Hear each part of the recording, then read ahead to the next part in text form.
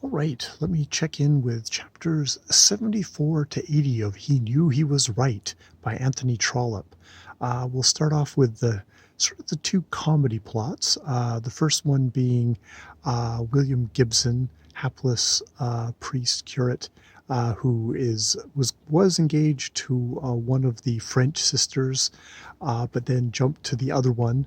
But then now she has turned out to be sort of bridezilla, telling him, bossing around what to do, spending lots of money, and he's like suddenly, oh, he's regretting that, and it's like he's like, I don't want to marry this one, and indeed he has a conversation with the mother to that, and the mother's like, look, I'm not going to cause big troubles, but you are going to marry the other one again, aren't you? Like you're going to marry Arabella. It's like, oh. And so that seems to be what the case is there. It's, I guess again, you have this thing of kind of the controlling sexes, and I mean the whole comedic thing of being a hapless dude who's being completely whacked back and forth by these two sisters, lionesses, I suppose. Um, in the next kind of plot thread, we've got we've got oh God, Glasscock, Lord Glasscock, and his engagement to the Prescott, I think, um, a niece of the, one of the older daughter of this American and senator ambassador. I can't even remember at this point, and Nora, the at the same time, Nora Morley and her sister Emily Trevane and the rest of the family, Mr. and Mrs.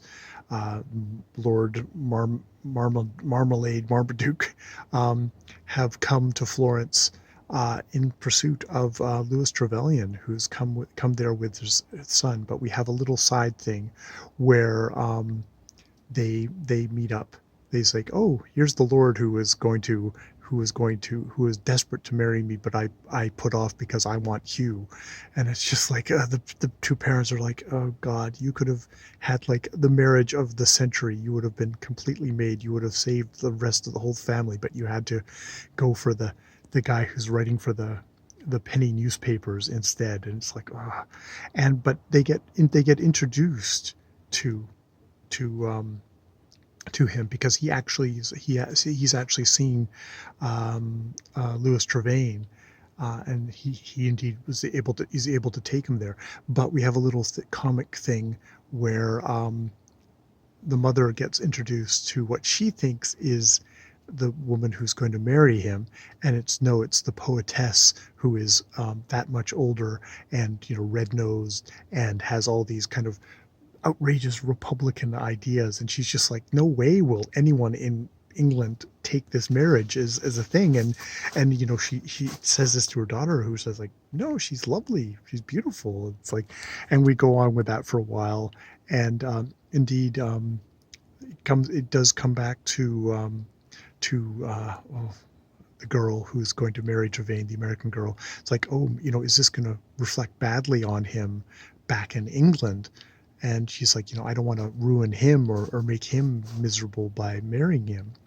And there's a bit back and forth, but in the end, the mother is revealed to have mistook her for. It's like, oh, but no, your elder sister. I am the elder sister, but no, the red nose kind of Republican virago. It's like, oh no, that's the poetess, and so that is kind of set aside as a, it seems is set aside as a serious threat. Though she might still put it to Glasscott, like, are you worried about this? Is this something? But not.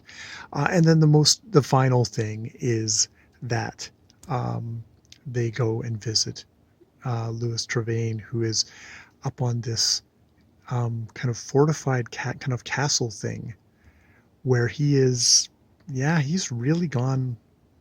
He's super haggard. He's super paranoid. I mean, he's paranoid that they're going to put him away because he's insane, which is sort of true because he's sort of insane. And they visit Trevane, and Lord Marmaduke visit him, and they can't get anywhere. And in the final thing, it's like Emily visits him, and your sympathies really do start going towards her, of like she's trying to be kind with this guy, but she's still not going to admit that she was an being adulterous, or confess sin, because there wasn't any sin. There was pride, and there was other things, but there wasn't that sin. And he won't let her stay with them because it's like she's like, I'll sleep on the floor, I'll sleep on the floorboards. It's like no, you can't stay. And she is moved out again, and it's like Trevane is basically like, no, I'm gonna move, I'm gonna take the child away and go somewhere where no one's gonna get at me. And it's like he's a danger to himself, he's a danger to this child. And he's just sort of such a pathetic, sad creature, um, who seems to be beyond reason, beyond appeal.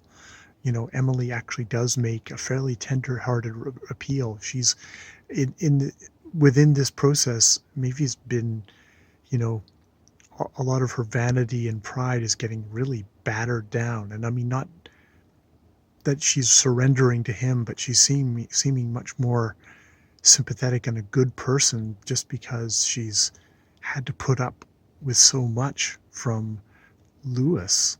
Um, it's quite pathetic. So yeah, that's my check-in with these 80 chapters of He Knew He Was Right. I believe next week will be one chapter less, because I think this book only goes to chapter 99.